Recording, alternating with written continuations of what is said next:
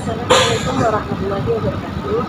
Kami dari kelompok 1 akan mempresentasikan materi tentang pengertian, tujuan, batasan, ruang lingkup, dan juga karakteristik pembelajaran akidah akhlak. Sebelumnya, perkenalkan, saya Marsiatul Masuna dan kelompok saya Bahriyatul Faiza, istrinya Faiza, Muhammad Dayal Amkar, dan juga dimintai doa. Baik, langsung saja pada pembahasan materi yang akan disampaikan oleh Bahriyatul Faiza. Baik, di sini saya akan menjelaskan tentang pengertian akidah akhlak. Menurut bahasa, kata akidah berasal dari bahasa Arab, yakni aqada yaqidu aqidatan, artinya mengikat atau mengadakan perjanjian. Sedangkan akidah menurut istilah, yakni urusan-urusan yang harus dibenarkan oleh hati dan diterima dengan rasa puas dan kuat dalam lubuk hatinya, dan tidak ada sedikit pun keraguan-raguan. Jadi sangat kuat kepercayaannya. Akidah merupakan perbuatan hati, kepercayaan hati, dan pembenarannya kepada sesuatu. Kepercayaan atau keyakinan yang benar menetap dan menekat di hati manusia, perkara yang wajib diyakini kebenarannya oleh hati, yang mendatangkan ketentraman jiwa dan menjadikan keyakinan yang kuat dan tidak bercampur keraguan sedikit pun. Jadi, kita kan yakin akan ajaran Islam, maka kita yakin bahwa ajaran Islam ini benar, dan kebenaran ini kita yakini benar dan terikat kepada hati kita bahwa Islam ini memang benar dan tanpa ada keraguan sedikit pun. Jadi, akidah adalah dasar pokok kepercayaan atau keyakinan hati seseorang yang bersumber dari ajaran sesuatu. Misalnya kita kan seseorang muslim yang bersumber dari ajaran Islam yang wajib dipegangi oleh setiap muslim sebagai sumber keyakinan yang mengikat. Sedangkan akhlak, kata akhlak juga berasal dari bahasa Arab, yakni khalaqa akhlaqu, yang artinya tingkah laku, perbuatan, watak, moral, atau budi pekerti. Dalam kamus bahasa Indonesia, akhlak juga diartikan sebagai budi pekerti, kelakuan. Jadi akhlak merupakan sikap yang telah melekat pada diri seseorang yang secara spontan diwujudkan dalam tingkah laku atau perbuatan. Akhlak dan akidah dan akhlak ini sangat erat kaitannya antara satu sama lain. Karena akidah atau keyakinan yang kuat atas sesuatu akan mempengaruhi perilaku dan tingkah laku seseorang. Misalnya ini ada orang yang mempunyai kepercayaan bahwa mencuri itu boleh dan benar, maka yang dia lakukan, dia akan mencuri di setiap saat dia membutuhkan sesuatu. Misal dia membutuhkan uang 500.000, tapi dia tidak mempunyai itu. Ya weslah, aku tak nyuri aja, soalnya kan gak apa-apa mencuri itu boleh, diperbolehkan. Karena dia mempunyai kepercayaan seperti itu, maka dia akan melakukan mencuri di setiap saat dia membutuhkan sesuatu. Padahal sebenarnya mencuri itu menyimpang dari moral, menyimpang dari kaidah akhlak seseorang, akhlak, dan merugikan orang lain.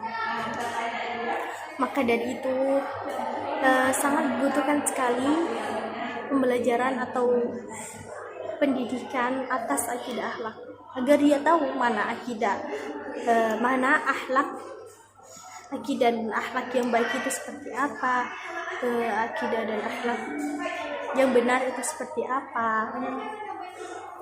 Dan ketika akidahnya baik, maka akhlaknya juga baik. Dan begitu pula sebaliknya, jika akidahnya buruk, maka akhlaknya juga buruk. Sedangkan akidah kita adalah Islam, maka kita juga harus mengikuti apa yang diajarkan oleh Islam. Bagaimana akhlak yang perlu diperbaiki, akhlak yang baik seperti apa. Nabi Muhammad sendiri diutus oleh Allah menyempurnakan akhlak kita. Dalam hadis Nabi disebutkan, innama bu'ithu liutimma makarimal akhlak. Sesungguhnya Nabi Muhammad diutus hanya untuk menyempurnakan kesalehan akhlak kita. Kenapa? Karena akhlak merupakan inti dari kemaknaan tujuan hidup manusia. Apakah akidah dan akhlaknya bagus, maka selamatlah dunia dan akhirat manusia itu. Dan sejahtera pula lahir dan batinnya. Namun sebaliknya, jika akidah dan akhlaknya buruk, tentu akan rusak lahir dan batinnya, dan tidak selamat juga dunia dan akhiratnya. Maka sangat dibutuhkan pembelajaran akidah akhlak ini, dibutuhkan upaya yang terencana untuk menyiapkan seseorang atau peserta didik untuk mengenal, memahami, dan mengimani Allah Subhanahu wa Ta'ala, dan menanamkan perilaku dan akhlak mulia dalam kehidupan sehari-hari melalui kegiatan pembinaan, pengajaran, latihan, sehingga jiwa mereka menjadi yakin serta mantap kan Allah Subhanahu wa Ta'ala dan ajaran Islam ini. Sekian yang bisa saya sampaikan. Materi selanjutnya akan dipaparkan oleh rekan saya. Saya Isrina Nur Faiza akan melanjutkan pemaparan materi tentang tujuan pembelajaran akidah akhlak. Secara umum, tujuan pembelajaran akidah akhlak yakni untuk menumbuh kembangkan dan membiasakan pengalaman tentang akidah Islam sehingga menjadi manusia muslim yang terus berkembang keimanan dan ketakwaannya kepada Allah Subhanahu wa Ta'ala. Kemudian mewujudkan manusia yang berakhlak mulia dan menghindari akhlak tercela dalam kehidupan sehari-hari, baik dalam kehidupan individu maupun sosial. Tujuan pembelajaran akidah akhlak pada siswa yakni siswa memiliki pengetahuan tentang hal-hal yang harus diimani serta tercermin dalam sikap dan tingkah lakunya sehari-hari. Siswa memiliki kemauan yang kuat untuk mengamalkan akhlak yang baik dan menjauhi akhlak yang buruk, baik hubungannya dengan Allah Subhanahu wa Ta'ala, dengan dirinya sendiri, dengan sesama manusia, maupun dengan alam lingkungannya. Kemudian siswa memiliki bekal tentang akidah dan akhlak untuk melanjutkan ke jenjang yang selanjutnya.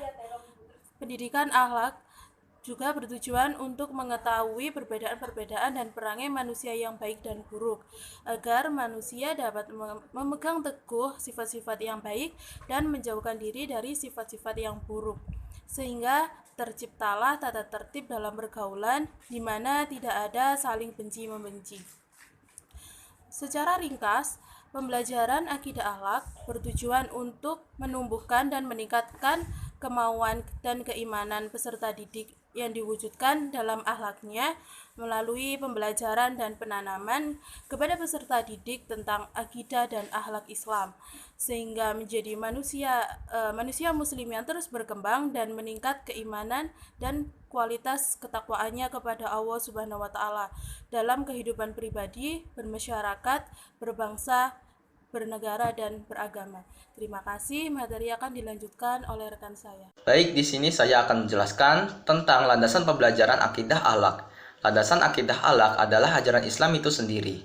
Hukum dalam Islam yaitu Al-Quran dan Al-Hadis. Al-Quran dan Hadis adalah pedoman hidup dalam Islam yang menjelaskan kriteria atau ukuran baik buruknya suatu perbuatan manusia.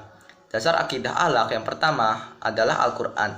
Islam mengajarkan agar umatnya melakukan perbuatan baik dan menjauhi perbuatan yang buruk. Dan tolak ukurnya adalah Al-Quran, karena Al-Quran merupakan firman Allah yang kebenarannya harus diyakini oleh setiap muslim. Landasan akidah akhlak yang kedua adalah hadis atau sunnah Rasul.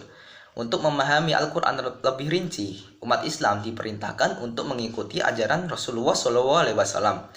Akidah pada dasarnya tidak jauh berbeda dengan keimanan, karena pokok ajarannya sama, yaitu tentang kepercayaan kepada rukun Islam. Sedangkan akhlak sendiri dari segi bahasa berasal dari bahasa Arab, yaitu kata sifat dari kata akhlaqo, yang berarti kelakuan, watak, tabiat, dan kebiasaan. Dapat disimpulkan bahwa akidah akhlak adalah kesadaran dalam diri tanpa adanya rasa ragu untuk mengimani Allah Subhanahu wa Ta'ala, serta untuk berperilaku dan berbudi pekerti yang baik dalam kehidupan sehari-hari berdasarkan Al-Quran dan Hadis. Akidah dan akhlak bertujuan untuk menanamkan ajaran Islam sebagai pedoman untuk mencapai kebahagiaan di dunia dan akhirat. Landasan akidah sudah diterangkan dalam firman Allah Quran surat Al-Baqarah ayat 285, yang artinya Rasul Muhammad beriman kepada apa yang diturunkan kepadanya, Al-Quran dari Tuhannya. Demikian pula orang-orang yang beriman semua beriman kepada Allah malaikat-malaikatnya, kitab-kitabnya, dan rasul-rasulnya. Mereka berkata, kami tidak membeda-bedakan seorang pun dari rasul-rasulnya. Sedangkan landasan akhlak, Allah Subhanahu wa Ta'ala telah menunjukkan tentang gambaran akhlak yang mulia yang tertera dalam firman-Nya, yaitu Quran Surat Al-A'raf ayat 199, yang artinya, jadilah pemaaf dan suruhlah orang mengerjakan yang ma'ruf, serta jangan pedulikan orang-orang yang bodoh. Di dalam Al-Quran banyak disebutkan pokok-pokok akidah akhlak seperti cara-cara dan sifat Allah, malaikat, kitab-kitab Allah, hari kiamat, surga, dan neraka. Keduanya hingga sekarang masih terjaga, kecuali sunnah Nabi yang memang dalam perkembangannya banyak ditemukan hadis-hadis yang doif. Cukup sekian materi dari saya. Materi selanjutnya akan disampaikan oleh teman saya. Baik, di sini saya akan menjelaskan tentang ruang lingkup pembelajaran akidah akhlak. Ruang lingkup di sini yang dimaksud adalah apa saja dan sejauh mana materi-materi yang perlu disampaikan dalam mata pelajaran akidah akhlak. Ibnu Nahar Ilyas mengklasifikasikan ruang lingkup menjadi 6, yaitu yang pertama, akhlak terhadap Allah dengan cara bertakwa, cinta kepadanya, ikhlas atas takdirnya, tawakal dan bersyukur atas nikmatnya, dan senantiasa bertaubat kepadanya. Yang kedua yaitu akhlak terhadap Rasulullah, yaitu dengan cara mencintai dan memuliakan Rasul, mengikuti dan menaati Rasul, mengucapkan sholawat dan salam. Yang ketiga yaitu akhlak kepada diri sendiri atau pribadi dengan cara sidik, amanah, istiqomah, tawadu, sabar, dan juga pemaaf. Yang keempat yaitu akhlak dalam keluarga dengan cara birrul al-walidain, hak dan kewajiban, kasih sayang antar anggota keluarga, silaturahmi dengan karib kerabat. Yang kelima yaitu akhlak bermasyarakat dengan cara bertamu dan menerima tamu, hubungan baik dengan tetangga, hubungan baik dengan masyarakat, pergaulan muda-mudi, ukhuwah Islamiyah. Yang terakhir yaitu akhlak bernegara, antara lain musyawarah, menegakkan keadilan, amar ma'ruf nahi munkar, menjalin hubungan pemimpin dan yang dipimpin dengan baik.